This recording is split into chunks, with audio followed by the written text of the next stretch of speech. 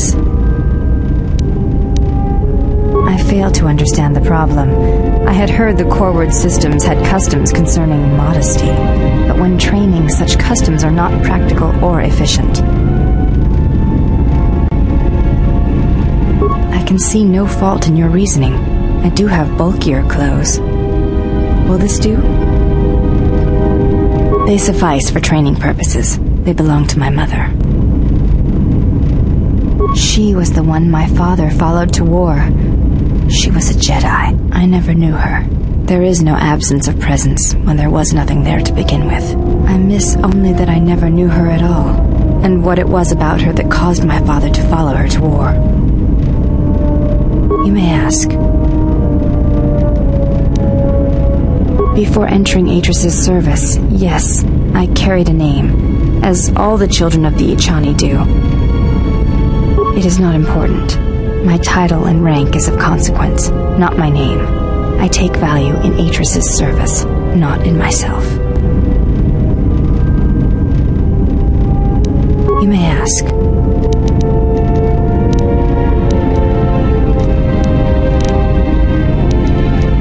She said you betrayed the Jedi by going to war when it was forbidden to you.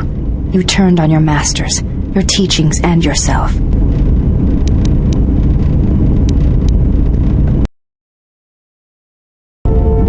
Yes? Very well. I think you are ready for the next tier of instruction. For this we will keep the etiquette of the last duel, but we shall add any melee weapon you choose to the ritual, with the exception of the Jedi weapon, the saber. Vibroblade, Bothan stun stick, force pike, whatever you wish. But no items, no force techniques. Then let us begin. And again, do not hold back. I will not.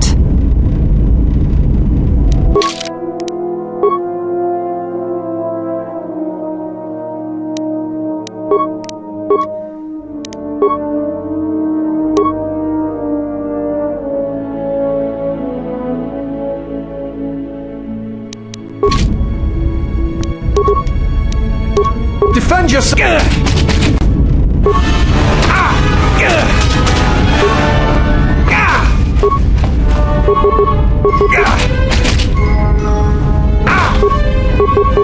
This battle is...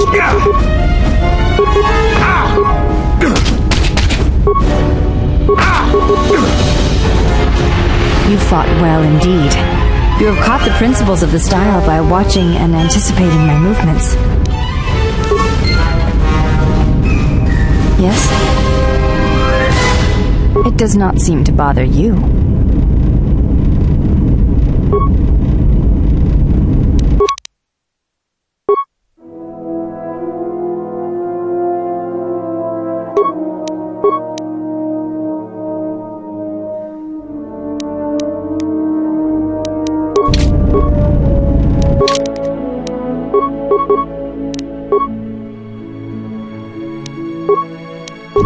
Yes?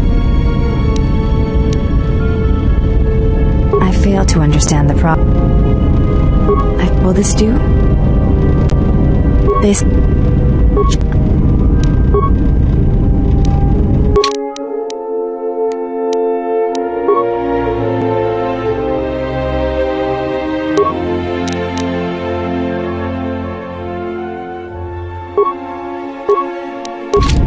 Yes? I failed.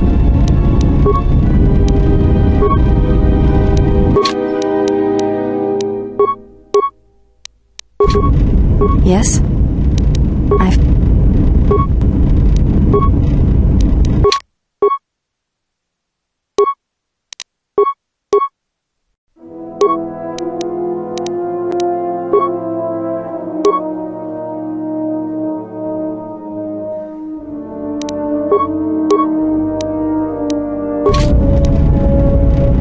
Yes? You may ask.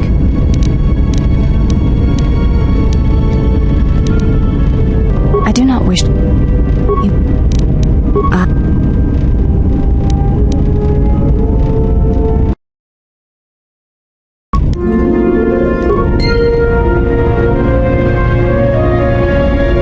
Yes?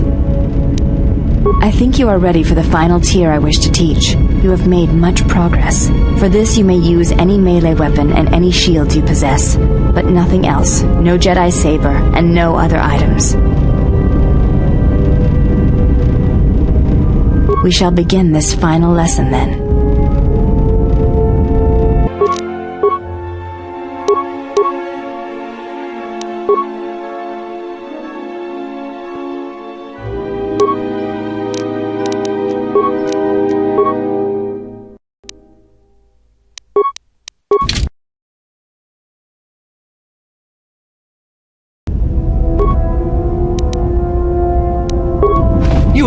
Enemies surround us. Now is not the time for words.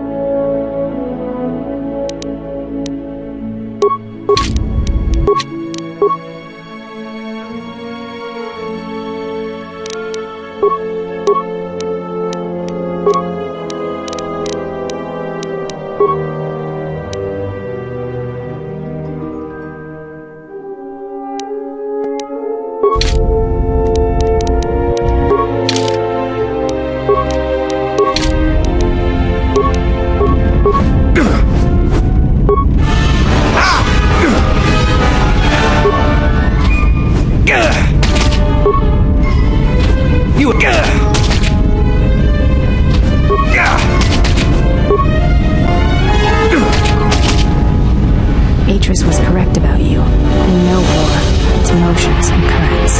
There is nothing more I can teach you.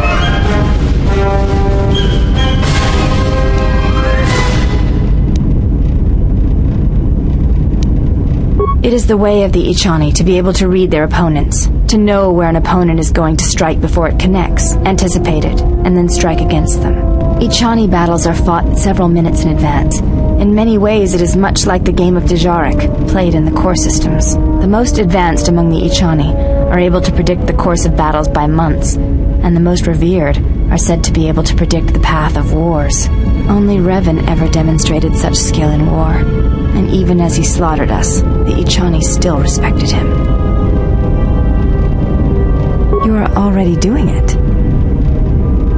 If you do not know you are doing it, then training will make you a dangerous opponent indeed. Come, as we fight more, I will teach you. Do not think about predicting my movements. React instinctively. You are doing better. At first I was afraid that your awareness of your own ability might ruin it, but that is not the case. You learn quickly. Perhaps it is your connection to the Force that allows such things, but I do not think so. Now you fight as an Echani warrior fights, always in the future.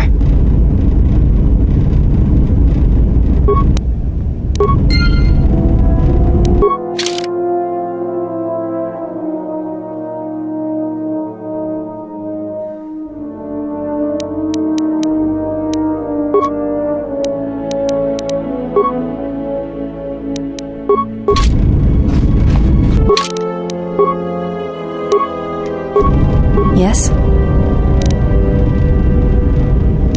I fail to understand. Will this do? You may...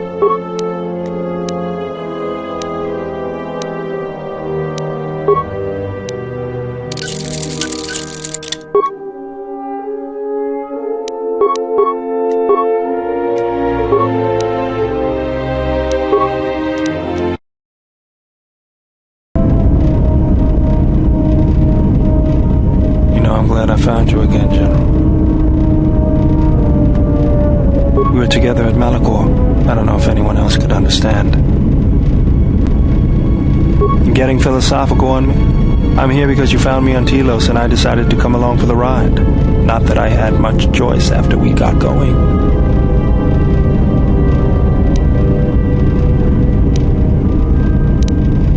Tired of me already?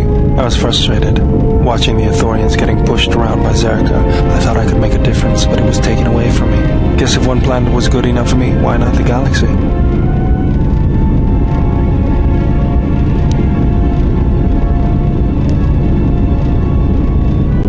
You just have to know what the circuits look like.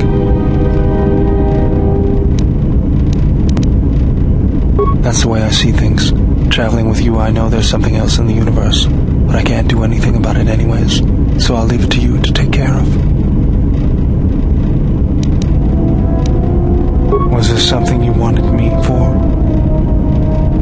Sorry, General, I'm flat out. I'll see if I can make something else I can help you with. Yes, General?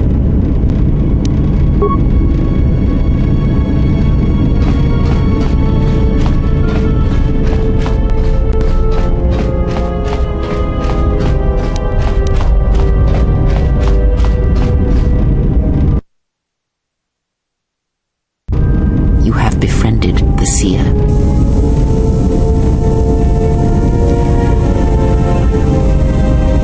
Her species does not see as we do. They perceive the galaxy through the Force, and it is how she found you. It is a rare gift squandered on her people. The Sith carry the battle to you, and you spare them. And as we travel, the empty places of this ship are filled. I hope your thoughts in this matter are clear. In saving her, you may destroy yourself, and do not mate with her. Whatever you may feel, whatever urges consume you, do not let them control you. Such a union would breed difficulties.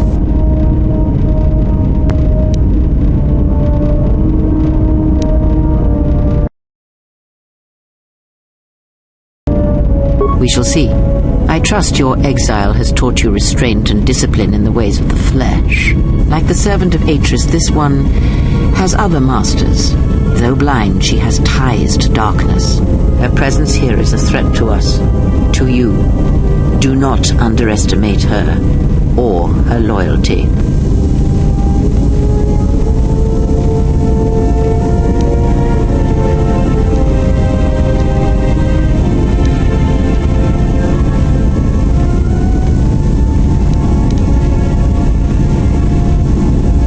Then you are learning.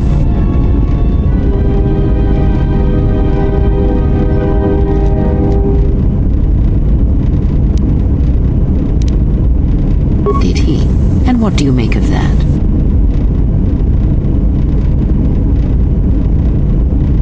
The Mandalorians were right to respect you on the field of battle. The Jedi are gone, vanished. Now an entire planet of Force sensitives wiped clean of life. And now this slice of the galaxy is blind.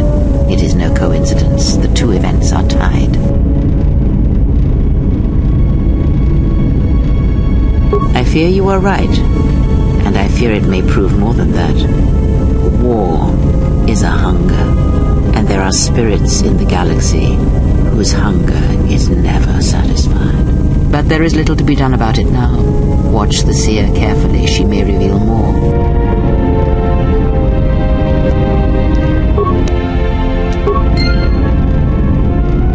You are spending time with the servant of Atris.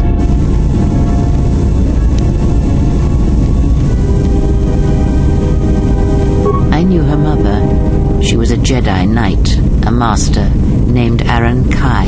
Jedi are forbidden to have children, and when the crime finally came to light almost a decade later, Kai was exiled. She joined the Mandalorian Wars after the shame of her birth was revealed.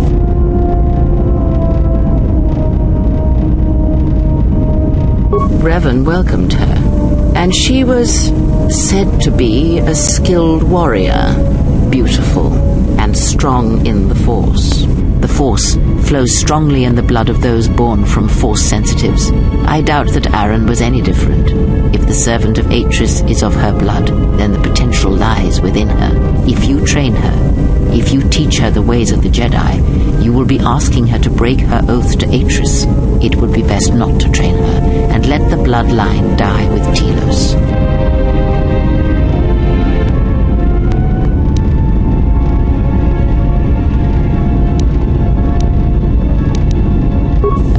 That was an interesting choice of words indeed. She has sworn not to follow the path of the Jedi by her oath, but even that oath is limited.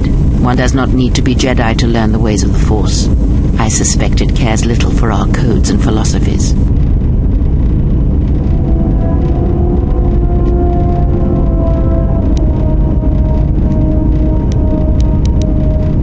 I propose nothing except what you choose to read into my words. But no, I would not advocate such teachings either. I am only saying that she has sworn not to follow the teachings of the Jedi, and that is a curious distinction in her oath. But we were speaking of the servant of Atris.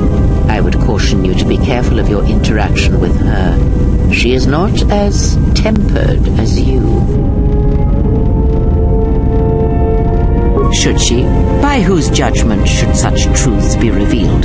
I do not have such arrogant presumptions. The Jedi separate children from their parents as they did you. It is because family exerts a powerful influence on one's development. I am merely saying that revealing such things can have profound consequences, nothing more.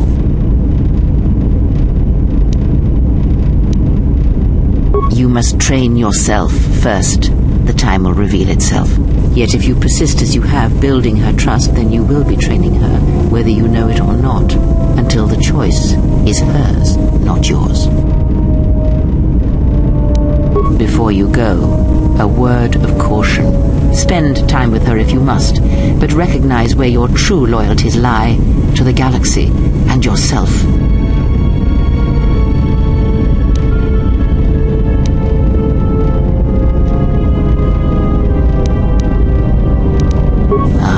So then perhaps I was mistaken in my judgment. Never have you wondered what it would mean in the Echani rituals if the two of you sparred and fought, and you won, completely and utterly? If perhaps she would give in, surrender herself to you? Few are the thoughts that can hide in the shadows of your mind. Exile, and such passions are not strength, but erosion.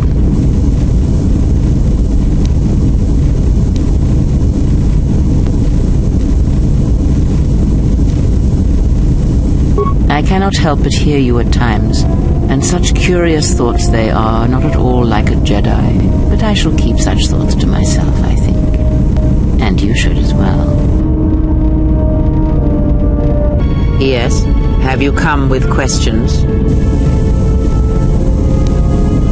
That crystal is bonded to you. Through you it acquires its character and strength, and through it your power is enhanced. Most interesting. Your crystal does not perfectly reflect your current self. Remove it from your lightsaber, then ask me about it again. Is there something else you wished?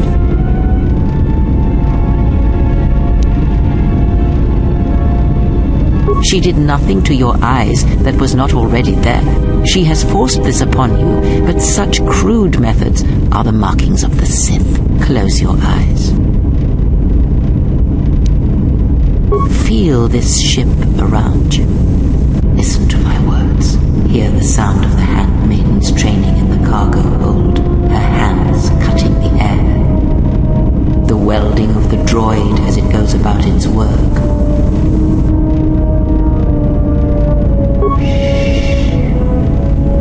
Now stretch out.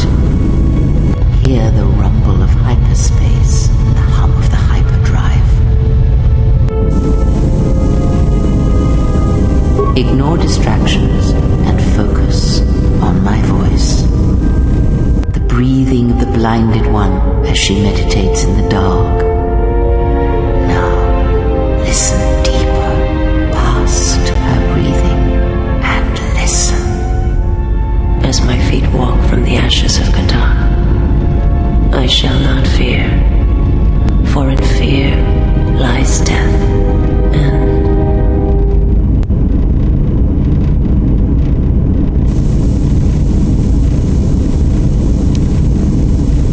you are strong indeed. What you heard were surface thoughts only, but it is something that masters have trained for years and never learned.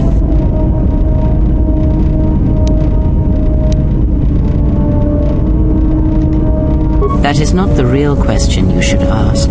Is such listening enough to perceive the world around you? It is not, because to listen to the thoughts of another is much like attempting to see the universe only with your eyes. It is equally limiting. Now leave me be. I must rest.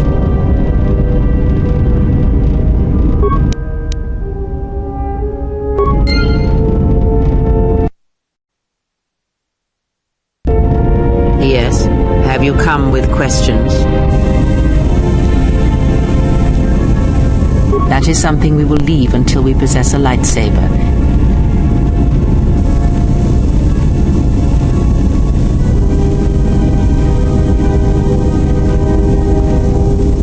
Very well. What is it that drives you?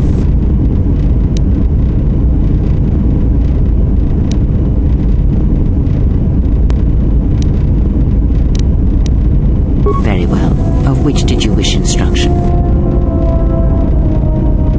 It allows you to recover your strength with the Force more quickly, and it lends strength to your Force powers.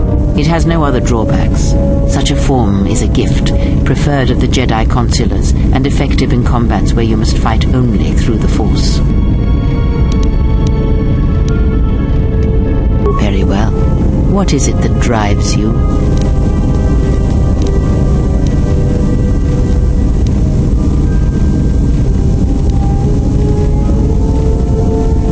When I spoke of sight before, there is a similar handicap that tends to occur among those strong in the Force.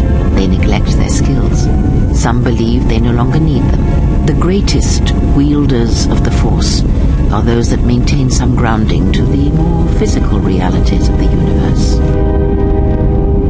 Some wielders of the Force have mastered piloting, others the ability to fix and repair and build, from simple moisture vaporators to more complex machines such as droids and vehicles. One's ability to understand the human body and its ailments, for example, can make your powers within the Force more complete, more powerful, when you attempt to repair the cellular damage of another.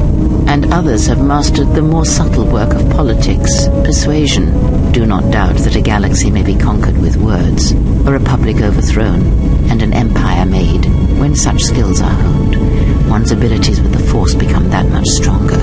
My warning to you is this: do not rely on your companions to compensate for your weaknesses in skill. There will be times they will not be there to help you when needed. What skill would you say is your greatest strength? And what skill would you say is your greatest weakness? Then my task before you is this: take your greatest weakness, devote effort to it, strengthen it, and I will show you how it shall strengthen your power in the Force. As you learn and train and test yourself against the galaxy, all your skills have a chance to improve and grow as well. When you devote some of that training to your weakest